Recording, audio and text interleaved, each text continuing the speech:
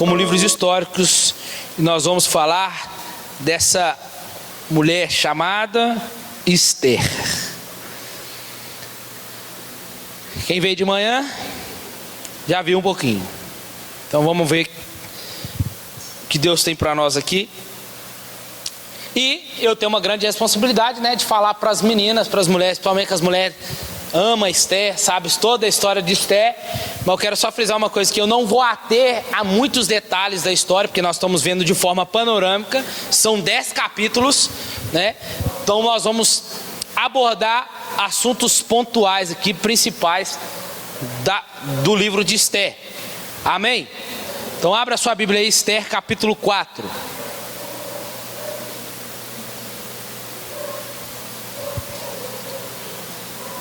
Quem encontrou? Quando soube de tudo o que se havia passado, Mordecai ou Mardoqueu, como estiver na sua Bíblia aí, é a mesma coisa, rasgou suas vestes, cobriu-se de pano de saco e de cinza, e saiu pela cidade clamando com grande e amargo clamor. Mas só chegou até diante da porta do rei, pois ninguém vestido de saco podia entrar pelas portas do rei. Em todas as províncias aonde a palavra do rei e o seu decreto chegavam, havia entre os judeus grande luto, com jejum, choro, lamento. Muitos estavam deitados em saco em cinza. Então vieram as jovens de Esther e os seus eunucos, e fizeram a saber com que a rainha muito se doeu. Ela mandou roupas para vestir a Mardoqueu e tirar-lhe o pano de saco, mas ele não as aceitou.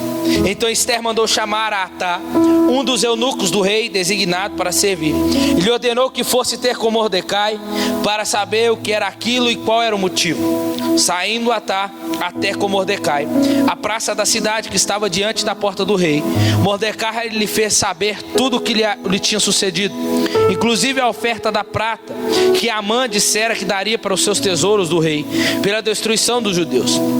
Também lhe deu uma cópia do decreto escrito que se publicara em Suzã para os destruir, para que mostrasse a Esther e fizesse saber, a fim de que fosse ter com o rei e lhe pedisse misericórdia e suplicasse pelo povo dela. Veio Atá e fez saber a Esther as palavras de Mordecai. Então Esther instruiu Atá a dizer a Mordecai: todos os servos do rei e o povo das províncias do rei sabem que para todo homem ou mulher que entrar ao rei no pátio interior sem ser chamado, não há senão uma sentença de morte, salvo se o rei estender o cetro de ouro para que viva. Mas eu nestes 30 dias não fui chamada para ir até o rei. Quando as palavras de Esther foram relatadas a Mordecai, mandou ele de volta para a resposta. Mandou ela de volta essa resposta: não imagines que por estares no palácio, tu somente escaparás dentre todos os judeus. Olha a resposta de Mordecai: pois se você se calar agora, socorro e livramento de outra parte virá para os judeus, mas tu e a casa de teu pai perecerá. E quem sabe, se não foi para esse tempo mesmo que chegaste ao reino, como ele está dizendo, para interceder por nós. Então mandou Esther que tornasse a dizer a Mordecai: vai, ajunta todos os judeus que se acharem em Suzã e jejuai por mim. Não comais nem bebais durante 3 dias, nem de dia nem de noite. Eu e as minhas moças também assim jejuaremos. Depois irei ter com o rei, ainda que seja contra a lei, e se eu perecer, pereci. Assim Mordecai se foi e fez conforme tudo que Esther lhe tinha pedido. Vamos lá, deixa sua Bíblia aberta aí. O livro de Esther é o último livro dessa divisão bíblica chamada de históricos. É um dos livros mais interessantes e curiosos de toda a Bíblia, podemos dizer assim. Ora, diga às mulheres que sempre gostam de ler ou pregar sobre ela, assim também como Ruth, né? Mas a história de Esther se passa 100 anos pós-exílio. Lembrando lá nós começamos a ver lá a partir de Crônicas, né, aonde eles foram libertos. O rei Ciro liberta eles 70 anos depois do período do cativeiro e manda todo mundo embora. Pode ir embora, voltar para a sua terra. 100 anos depois está aqui. Encontramos o Império Persa. aonde os israelitas tinham que voltar, com Zorobabel na primeira ida, com Esdras na segunda e com Neemias na terceira volta para Jerusalém. Embora alguns judeus tenham retornado a Jerusalém, como estes que eu acabei de citar, muitos não fizeram. E está aqui o livro de Esté para nos mostrar sobre uma comunidade judaica que vivia em Suzã, capital antiga do Império Medo-Persa. Mardoqueu e Esté não voltaram para Jerusalém, sendo que em 2 Crônicas capítulo 36 o rei mandou todo mundo voltar. Era para todo mundo voltar para Jerusalém. Encorajou eles a retornarem, mas eles preferiram permanecer lá.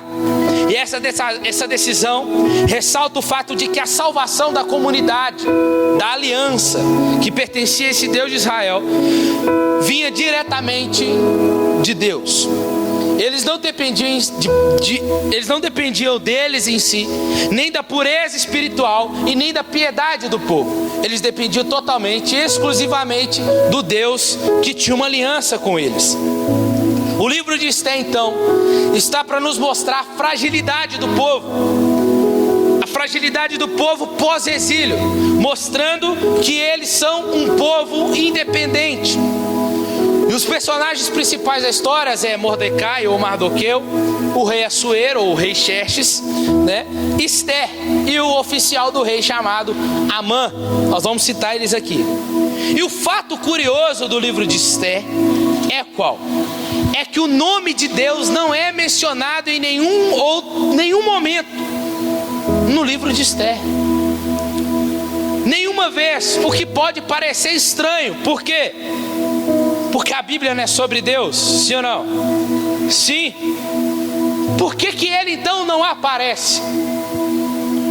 E uma técnica brilhante do autor, que ainda nós não sabemos quem é um convite atrativo para nós, de quando nós formos ler essa história, venha que nós venhamos procurar o mover de Deus na história. E a história, ela é cheia de coincidências muito estranhas e inversões irônicas que nós vamos ver mais à frente. E tudo isso para o quê? Para que eu e você venhamos ver os propósitos de Deus por detrás da história. O livro de Esté, ele parece muito com o de Ruth em relação ao lugar. O povo de Esté está longe da sua cidade.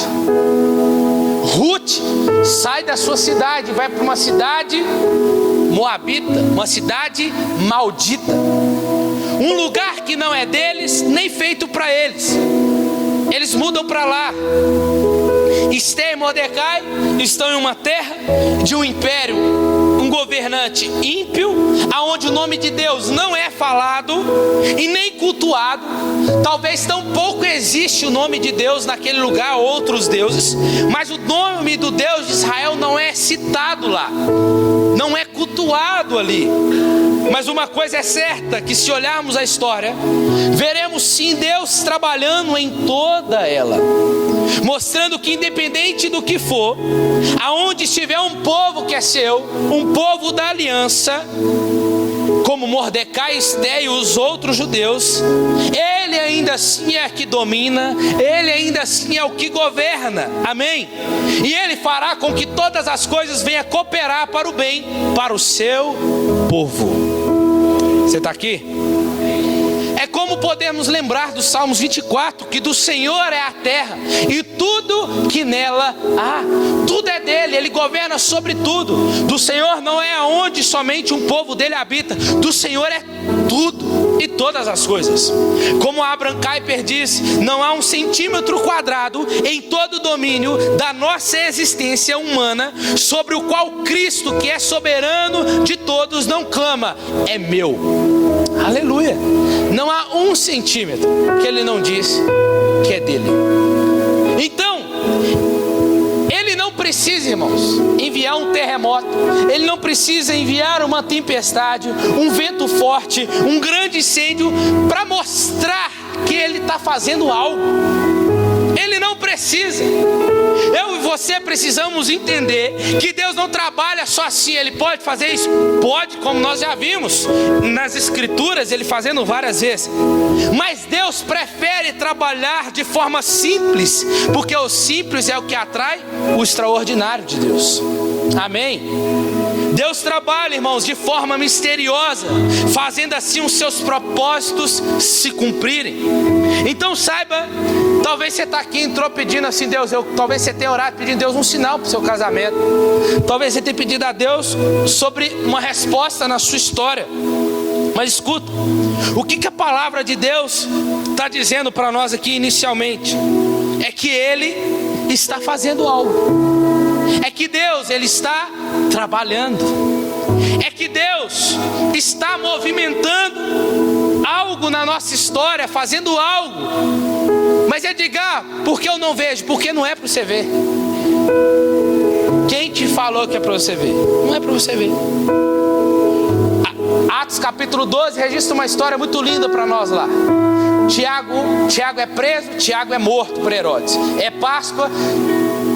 Herodes não mata na Páscoa, espera o tempo da Páscoa passar, mas a Bíblia diz que Pedro está preso. Ele prende Pedro, mas a igreja está do outro lado da cidade fazendo o quê? Orando. Sim ou não? A igreja está orando. Enquanto a igreja orava, a Bíblia diz que o anjo desceu aonde? Na prisão de Pedro, não é? E aí ele soltou, o anjo soltou as correntes do braço dele, soltou as dos pés. E a igreja está vendo o anjo descendo lá? A igreja viu o anjo descendo lá? A igreja viu o anjo soltando as correntes. E o anjo disse para Pedro assim: Pedro, calça a sandália, veste a roupa e me acompanha. A igreja viu isso? A igreja viu isso? Não, então não é para você ver. Você só vai ver depois que tiver pronto. Então qual que é o segredo para nós entendermos isso aqui? É confiar, é esperar, para depois você dizer: é Deus, o Senhor fez, né? O Senhor está aqui, né? Então nós temos que descansar. Você só precisa crer que Deus está silenciosamente presente. Amém? Esté, o nome de Deus não está presente, mas a sua presença é patente e é perceptível. Assim é na minha e na sua vida, meu irmão.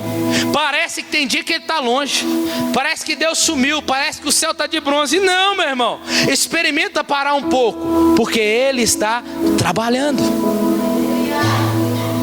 Vamos entender agora melhor isso aqui. O capítulo 1 e o capítulo 2.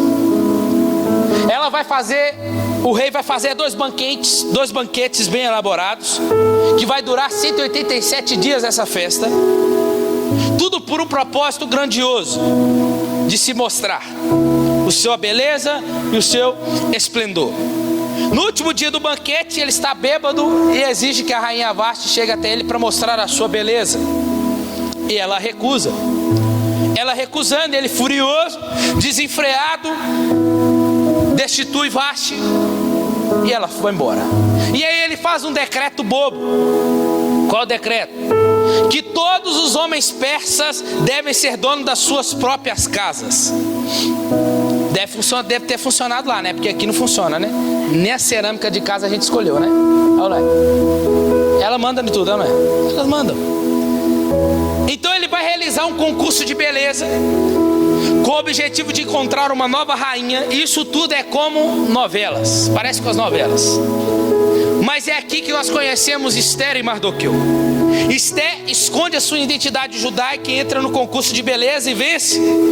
O rei fica obcecado com ela e ele a exalta para ela ser rainha e transforma ela na nova rainha da Pérsia. Aqui já podemos começar a ver Deus fazendo alguma coisa,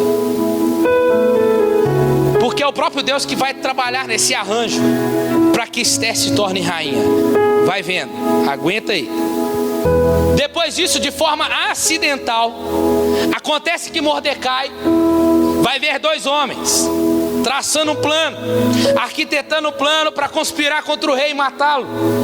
E assim ele vai até Esther e informa Esther sobre essa conspiração. E Mordecai recebe todo o crédito por ter salvado a vida do rei. Guarde isso lá na frente. Mais uma vez eu digo, Deus não é mencionado em nenhum lugar, mas tudo isso acontece de forma providencialmente ordenada. E a pergunta que surge aqui para nós, aqui nesse momento, é a mesma pergunta que surge quando os nossos filhos estão quietinhos, fazendo alguma coisa, e a gente fala: o que ele está fazendo? Só pode estar tá muito quieto, não é? E a pergunta nessa história aqui para nós agora é: será o que Deus está fazendo? O que Deus está fazendo? Seguimos a história. Então não tente chegar de fininho para ver o que ele está fazendo, porque você não vai ver. Capítulo 3, Amã. Somos apresentados a esse homem, que não é persa, ele é um agagita, descendente dos cananeus, inimigos de Israel. O rei eleva Amã como oficial dele, a posição mais alta do reino, e ele exige que todos venham se ajoelhar diante dele. E aí, nós vamos ver uma coisa: Mardoqueu ou Mordecai, ele não se ajoelha. Ele não se ajoelha. Nisso, Amã fica nervoso. Mas lembrando que Mardoqueu não se ajoelhou porque ele não quis somente. Não. Mardoqueu não se ajoelhou por causa do princípio, o primeiro mandamento da Torá, que dizia o quê? Não terás outro Deus diante de mim, não farás para ti imagem de escultura, e nem a elas encurvarás, nem adorarás. Mardoqueu sabia que o único que deveria receber, prostrar, só poderia ser o Deus de Israel. Então entenda, quando Amã descobre que Mordecai é judeu, ele vai convencer o rei com sucesso a fazer um decreto para destruir todos os judeus e para decidir a aniquilação deles. Amã então pega uns dados chamados Pur e joga os dados, e vai ali sair a data, dia 13 de Adar. 11 meses depois desse dia é o dia que eles seriam, todos os judeus seriam mortos. E aí entra o capítulo 4 que nós lemos, Mordecai. O foco então agora volta para Mordecai e Esther, porque eles já estão com a corda no pescoço, eles vão morrer, está decretado. Só que os dois são a única esperança para o povo judeu. E eles criam um plano aonde Esther iria revelar sua identidade judia ao rei e pediria que ele voltasse atrás no decreto. Mas se aproximar do rei, como nós lemos, era uma sentença de morte já adiantada. Assim, em uma declaração importante de Mordecai, que ele está confiante que mesmo que Esther permaneça em silêncio e não consiga falar ao rei, a libertação dos judeus viria de outro lugar. O que é essa declaração, irmãos? Se não de alguém que confia no Deus de Israel, se não de alguém que serve e sabe quem é esse Deus. Ele não fala de quem vai vir, mas ele sabe da onde vai vir. Era do próprio Deus. Eles poderiam estar em uma terra sem tudo, sem o templo, sem poder oferecer os sacrifícios, mas eles não estavam sem a confiança no Deus deles. Eles não estavam. E o que Deus está fazendo? Ele está fazendo. Então Mardoqueu vai virar para ele e falar assim: ó, deixa eu falar para você uma coisa. Quem sabe você não se tornou rainha para este momento, para você interceder por nós? E Esther responde com coragem, e ela diz: se eu perecer, perecerei. Ela está dizendo: se for preciso morrer pelo meu povo, eu morrerei. Quem que fez isso, irmão? Quem que fez isso? Jesus. Ele não só tentou, mas como ele morreu por cada um de nós. Mas a predisposição dela em interceder pelo seu povo é a mesma intenção que Jesus foi, que intercede por nós diante de Deus. E aí o capítulo 5, o que aconteceu? E aí começamos a ver agora a inversão dos planos malignos de Amã. Esther vai realizar 2 banquetes. No primeiro, ela convida o rei e Amã, e diz que quer fazer um pedido especial para eles. Então Amã deixa o banquete bêbado. Quando ele sai na rua, ele está enfurecido, e ele ordena que construa uma estaca para matar Mordecai nela. Guarda isso também. E quando parece que as coisas estão só piorando para os judeus, a história de repente muda, irmãos. Opa, o que Deus está fazendo? Capítulo 6. O rei vai ir dormir como uma noite normal, mas ele não dorme. Por que ele não dorme? Porque o próprio Deus não deixa ele dormir. E aqui está o pivô da história toda de Esther. O rei não consegue dormir, porque Deus não deixa, claramente. E aí ele escolhe as crônicas, pede um servo para ler as crônicas reais.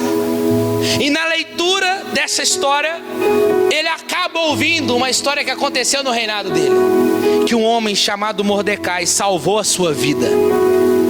E ele tinha se esquecido completamente de honrar aquele homem. Então pela manhã, Amã está andando do lado de fora do templo, no pátio do templo, esperando chegar para o rei, para pedir a sentença para Mordecai, para matar ele. Só que a história mudou. Vamos ler? Capítulo 6. Naquela noite o rei não pôde dormir, de sorte que mandou trazer o livro. Achou-se escrito que Mordecai tinha denunciado a Bigtã e a Teres, os 2 oficiais do rei, guardas da porta, que tinham conspirado para assassinar o rei. Perguntou o rei: que honra, olha aí, que honra e reconhecimento se deu por este homem? Os moços do rei, seus servos, responderam: coisa nenhuma. Disse o rei: quem que está no pátio? Eles responderam: Amã, que tinha acabado de entrar no pátio do palácio. Os servos do rei lhe responderam: Amã está no pátio. O rei ordenou que entrasse. Quando Amã entrou, perguntou-lhe o rei. Olha aí, as inversões irônicas começam aqui. Amã, o que se fará o homem a quem o rei se agrada? Amã disse consigo mesmo: a quem se agradaria o rei a honrar mais do que a mim? Pelo que respondeu Amã ao rei: o rei, ao homem que o Senhor agrada, que sejam tragos os vestes reais que o rei tem usado em um cavalo em que o rei costuma andar, e ponha-se-lhe à cabeça a coroa real. Então entregue-se os trajes reais e o cavalo nas mãos de uns mais nobres príncipes do rei, e vistam deles aquele a quem o rei deseja honrar. Leve ele no cavalo pelas ruas da cidade e proclame, dizendo: assim se faz ao homem a quem o rei se agrada honrar. Ordenou o rei a Amã: apressa-te então, toma os trajes, o cavalo, como disseste, e faz assim para com o judeu Mordecai. O que Deus está fazendo aqui, irmãos? Sorrindo. Por quê? Esse texto aqui, esse capítulo é o pivô de todo o livro, porque aqui começa a queda de Amã e a ascensão de Mordecai. Amã achou que podia controlar a história, irmãos, mas os acontecimentos provaram ser ao contrário, pois o livro nos mostra nas entrelinhas deles que quem reina e quem governa é o Deus Todo-Poderoso, o dono da história. Irmãos, a soberania de Deus opera em toda a criação, mas especialmente no meio do seu povo, no povo da sua aliança. Tem alguém aqui?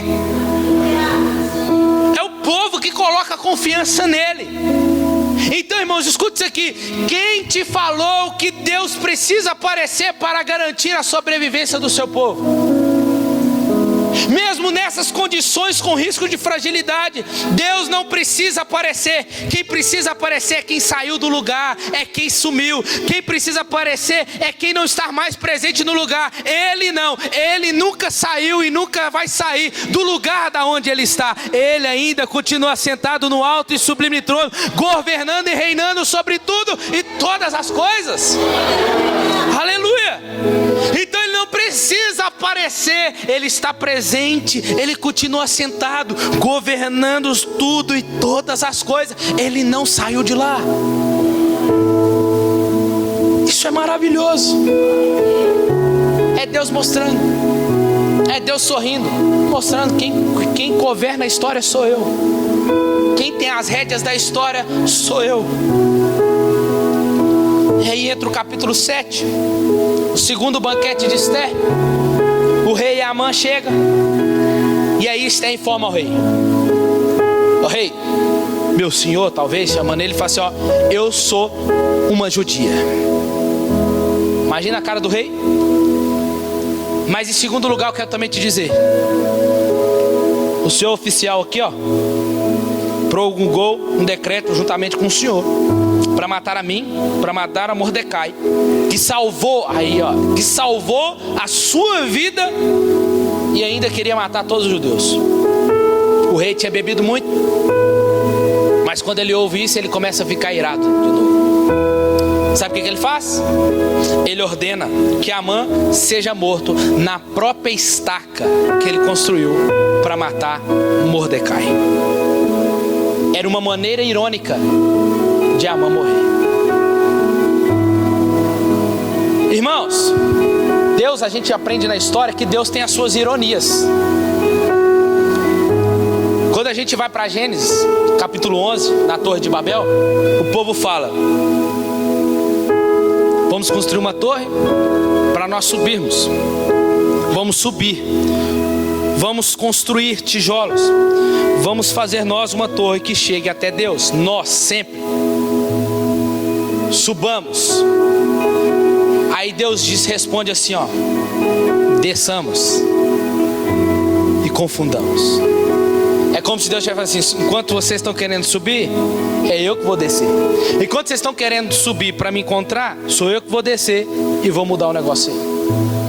Deus tem a forma irônica dele de trabalhar na história, mostrando que ele é o Deus soberano. E aí, irmãos, a história de Esther até aqui parece um jogo de xadrez. Quem aqui sabe jogar xadrez? Me ensina depois. Deus e Satanás. Imagina jogadores invisíveis aqui, aonde movimentam reis, rainhas, nobres de verdade. Quando Satanás colocou Amã em jogo, foi como ele dissesse assim: cheque. Aí passa mais à frente, capítulos depois, Deus posicionou Esther e Mardoqueu, a fim de colocar Satanás e dizer para ele: cheque, mate. Amém? Isso é para quem entende xadrez, né? Então, o que é isso, irmãos? Em toda a Bíblia vemos Satanás desde o Éden se opondo ao relacionamento do homem para com Deus, tentando destruir promessas, alianças. Escuta aqui, irmãos, ainda que Deus não esteja sendo citado em Esther, Ele está presente por toda parte, como aquele que opõe aos planos diabólicos de Satanás e os frustra mediante a sua intervenção providencial. Em Esther, todas as promessas da aliança incondicional de Deus foram ameaçadas, mas o amor de Deus para com Israel não fez com que esses planos diabólicos viessem a se cumprir. Irmãos, não vemos o agir de Deus explícito no livro. Entretanto, o cuidado de Deus com o povo de Israel numa condição de extremo risco e fragilidade é percebido. Por quê? Israel é preservado, irmãos, por Deus. Por que o povo não acabou em 70 anos de cativeiro? Por que o povo não acabou quando veio do Egito? Viveu tanto tempo no deserto? Porque Deus preserva os que são seus. A igreja está aqui hoje. A igreja está sujeita a passar por tanto de coisa em tempos que aqui está, mas Deus promete preservar os que são dele. E aí, irmãos, o agir de Deus está ali, embora não apareça. Isso dentro da teologia é chamado de o Deus abscôndito. O que é isso? O Deus escondido. É o Deus escondido, mas que age nos bastidores da história. Por isso que eu imagino sempre dando um sorrisinho de canto. Quando você fica bravo, quando você fica nervosinho, que as coisas não estão indo do seu jeito, ele dá um sorrisinho e fala assim: sou eu. Porque na vida do cristão não acontece nada por acaso, irmãos. Tudo tem um propósito. Tudo. Se todas as coisas cooperam para o nosso bem, é todas as coisas. Mas diga só, acontece coisa ruim, a coisa ruim vai cooperar para o seu bem também. Porque é Ele. E aí, olha que interessante. É o Deus escondido. Deus agindo assim, livra eles da mão do rei Assuero. Livra eles de Amã, mudando a história. Muda as ideias do rei. As crônicas sendo abertas. Tudo isso é o que? Deus nos bastidores. Querido irmão, Deus age nos bastidores da nossa história. Tudo que norteia a sua vida é para glorificar a Ele. Então, fica tranquilo, porque Ele sabe o que Ele está fazendo. A história de Esther está aqui para nos mostrar. E aí entra o capítulo 8. Eles fazem um plano então para inverter o decreto. Mas o rei não pode voltar no decreto que ele promulgou. Em vez disso, o rei manda Mordecai acrescentar, emitir um contradecreto no dia 13 de Adar, que os judeus seriam mortos. Que agora os judeus vão poder se defender e destruir qualquer um que viria para matá-los. E Esther e os judeus, Mardoqueu, vão comemorar, fazem mais um banquete para celebrar isso. E Mordecai se assenta onde? Do lado do rei. E o capítulo 9 e o capítulo 10, capítulos finais, vai tratar da grandeza de Mordecai e de como eles venceram. Os judeus triunfaram sobre os persas inimigos. Primeiro eles vão até a família de Amã, mata todo mundo e todos aqueles que estavam com ele. O povo se alegra e celebra, porque eles ganham. Porque a rainha Esther e Mardoqueu livraram os judeus da aniquilação. Irmão, Esther e Mardoqueu não escolheram estar lá, o posto que eles ocuparam, mas foi o próprio Deus que os colocou lá. A história conta que esses 2 dias de banquetes